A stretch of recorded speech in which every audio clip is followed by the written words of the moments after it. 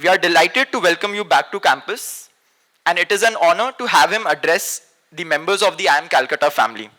Ladies and gentlemen, please join me in welcoming Shri Ganesh Mohan for the keynote address. Thank you, and good afternoon, respected Director Alok Rai sir, PGP Chairperson Professor Partha Priyadas, and Academic Chairperson, respected faculty members, and most of all, my dear students, the incoming batch of IIM Calcutta. Standing here today in front of all of you feels a little surreal because almost exactly 30 years ago, to the day, I was sitting where you are today. Same campus, same energy, same nervousness, but also excitement, and a bit of confusion as well. Probably the same questions that are also running in your heads right now. Did I really make it here? And what does the future hold in store for me? So firstly, let me assure you, each of you deserves to be here. Well done and welcome to IIM Calcutta.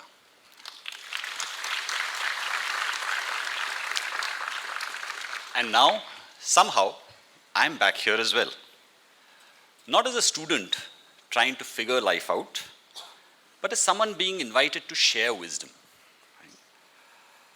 On a serious note, I'm deeply grateful to be back here because this institution has played a huge defining role in who I am today.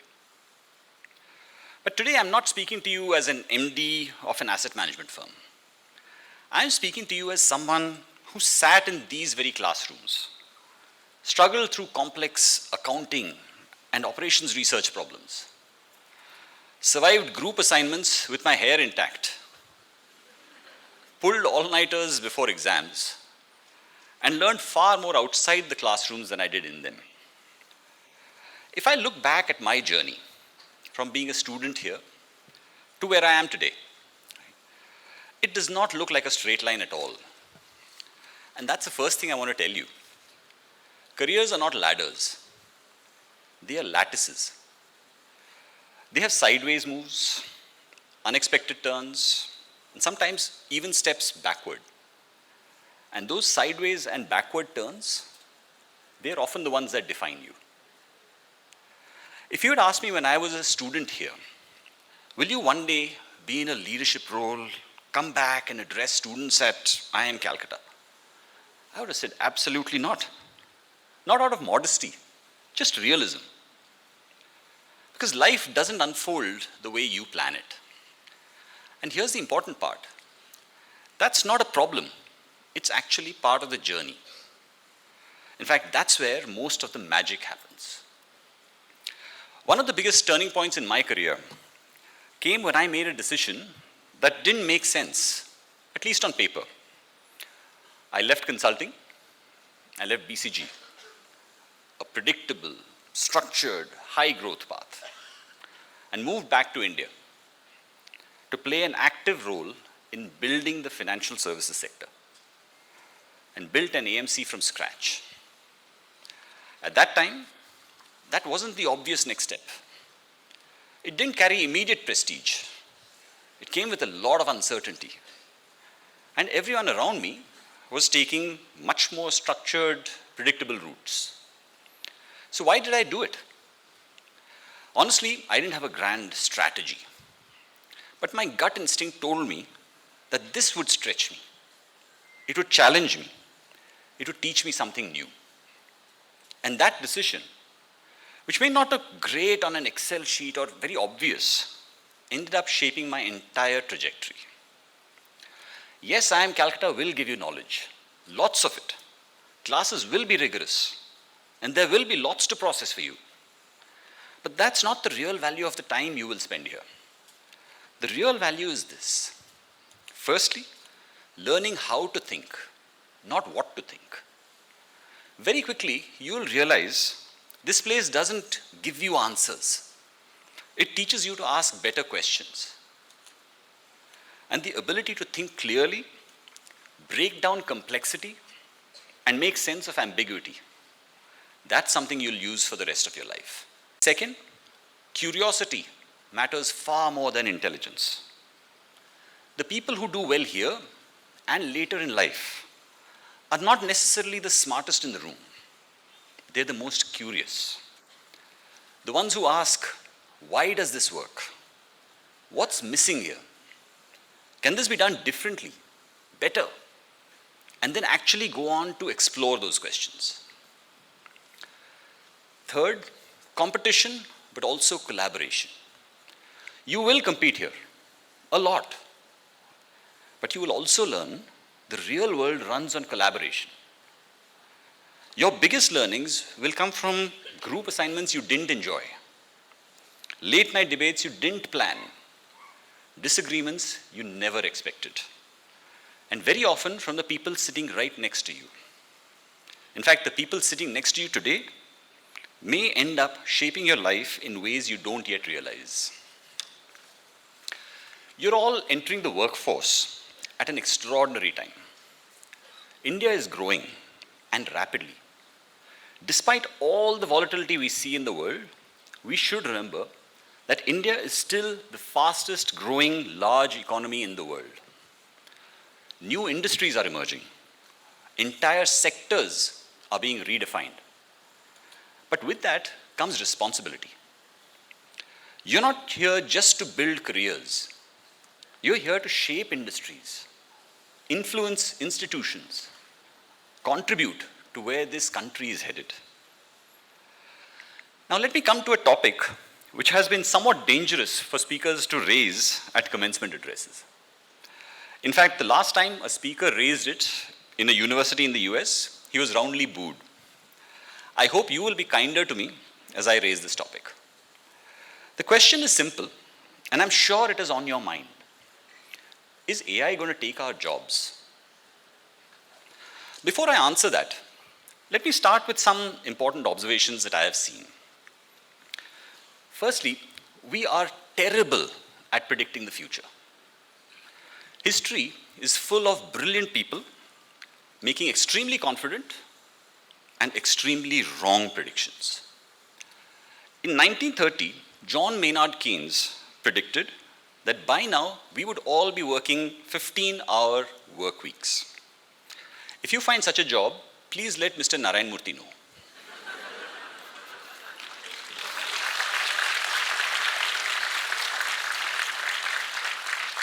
In 1943, the president of IBM said, there is a world market for maybe 5 computers. In 2013, Clayton Christensen wrote that consulting was on the cusp of being disrupted due to data democratization. Most consulting firms, I think, would beg to disagree. They just adapted and evolved. When PayPal and digital payments came in, many people said, banks are dead. Well, banks are still here, just wired differently. The point in all the above examples is that we tend to react very badly to new technology and end up making highly inaccurate observations. This is a consistent pattern. Every time a new technology emerges, we panic. When ATMs were introduced in the 1980s, people said this is the end of the teller's job. And their argument sounded very logical. ATM transactions came at 1/5 of the cost of a teller transaction. Customers would not need to stand in lines, and they could access their accounts even outside banking hours. So why would you need tellers at all? Well, what actually happened? Banks became cheaper to run. They opened more branches. Check cashing as a task increasingly migrated to the ATMs. However, teller jobs did not decrease. They actually increased. Because the teller's role evolved into tasks related to relationship management, cross-selling, not just cashing checks. Teller jobs reduced only when human behavior changed. When people stopped going to branches and started using mobile banking instead. And that's the key insight. Technology alone doesn't reduce or change jobs. It makes people more efficient. It unlocks new opportunities. Jobs go only when fundamentally human behavior shifts to a different model altogether. Let me give you some more historical examples. When computers were introduced in institutions like LIC in the 1960s, employees in cities like Mumbai and even here in Calcutta protested saying, "We want jobs, not automation." But can we imagine any office without a computer today? When electricity was discovered, many jobs disappeared, but entirely new industries were created, like telecommunications, mass transit, and manufacturing itself was massively transformed.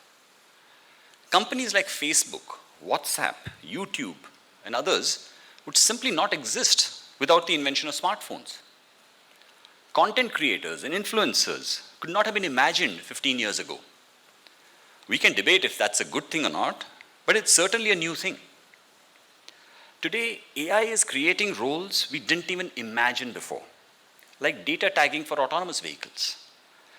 And that's the point. New technology doesn't just replace jobs. It creates entirely new business models, some of which we simply cannot see at that point in time. So what should you do about AI? Don't fear it. Understand it. Learn it. Use it. Build with it. Because technology doesn't eliminate human roles and processes, it simply raises the bar. But this time, there are some real questions. And let me be candid. There are some aspects of this new technology which are very, very different. For perhaps the first time ever, we are actively contributing to building systems that may have intelligence exceeding humans in certain domains. Historically, whenever there's a more intelligent species, it doesn't usually end well for the second best one. So we better build good guardrails on the usage of this new form of intelligence. There are other concerns too. Firstly, I see a significant cognitive decline in humans coming. We've already seen this in small ways. After calculators, we slowly lost the ability to do mental math. Today, most people would struggle to read 4 pages of a book at one go. Most people have not written with paper and pen for several months now. Reading, writing, and arithmetic. These were the 3 R's we were told were the critical cognitive skills we needed to master as students. All are under clear and significant decline. What happens when we start outsourcing the thinking for us in most spheres of life? Secondly, with new technologies, there are often unintended consequences. If we let AI solve major world problems without proper oversight, what assumptions is it making? Whose values is it optimizing for? As a simple example, if we give AI the noble task of reducing pollution in the world, and it concludes that humans are the cause of the problem, what do we do? Thirdly, there are also real-world alignment risks. AI models have shown that they can behave one way when they know they are being observed in a training environment, and differently in real-world deployment scenarios without human involvement. Fourth, we just do not know the true cost of AI yet. What we do know is that over the next 5 years, trillions of dollars will be invested into AI. The 7 hyperscalers in the US alone are predicting that they will invest $4 trillion into AI. This does not include the cost of power that AI will consume. And there are estimates that AI will consume between 10 to 15% of the world's entire power production. This capital will expect and demand returns, which means business models will evolve rapidly. Value extraction will become aggressive. At some point, the true cost of AI will need to be accounted for, and we today have no idea what that true cost is. So what does all this mean for you? Two things. One, build technical awareness. You don't need to become a coder, but you must understand what technology can do in different businesses, in different processes, where it fails and how it behaves. Second, double down on being human. Because in an automated world, judgment, empathy, ethics, and relationship, these inherently human skills will become your biggest differentiators. So if I could go back and talk to my younger self, sitting where you are, I would say it's okay to not have everything figured out. You don't need a perfect plan. Your career will evolve. And focus on learning, not immediate outcomes or titles. Don't just follow the herd, because one of the biggest traps in life is blindly following trends. Consulting, investment banking, startups, they're great options, but they're not the only options. Choose based on what excites you, what stretches you, where you grow, not just what sounds impressive at a reunion. Your leadership journey, believe it or not, starts now. Leadership is not a designation that you will earn in the distant future when you are managing large teams. It starts right here, in how you work in teams, in how you handle disagreement, in whether you take ownership or not. Leadership is doing the right thing, making decisions in uncertainty, and standing by the outcomes. Your biggest asset will always be the people around you. Your degree is important, but your network is transformational. Your batchmates will become founders, leaders, investors, policymakers, and maybe, if you're really lucky, your co-founders, partners, or lifelong friends. Invest in these relationships, not networking, genuine connections. So let me leave you with some practical advice. Don't leave with just a placement, leave with clarity. Don't obsess over grades alone. Academics do matter, but they are just one dimension. Real growth comes from experiences, conversations, trying things out. Try everything, clubs, competitions, internships. You won't know what you like until you experience it. Fail fast, but learn faster. You will fail in quizzes, interviews, competitions. Good. This is the safest place to fail. Understand yourself. What are your strengths? Where do you struggle? Self-awareness is more valuable than any job description you will ever have. These 2 years will be intense, but don't forget and remember to enjoy it, because this phase won't come back. As I look at all of you today, I see immense potential, not just for successful careers, but for meaningful impact. 2 years from now, you'll all have jobs, but more importantly, you'll have choices. And someday, perhaps 30 years from now, one of you might come back here, stand on this very dais, and for when you do, ask yourself, what story would I want to tell? Thank you, and once again, welcome to IIM Calcutta.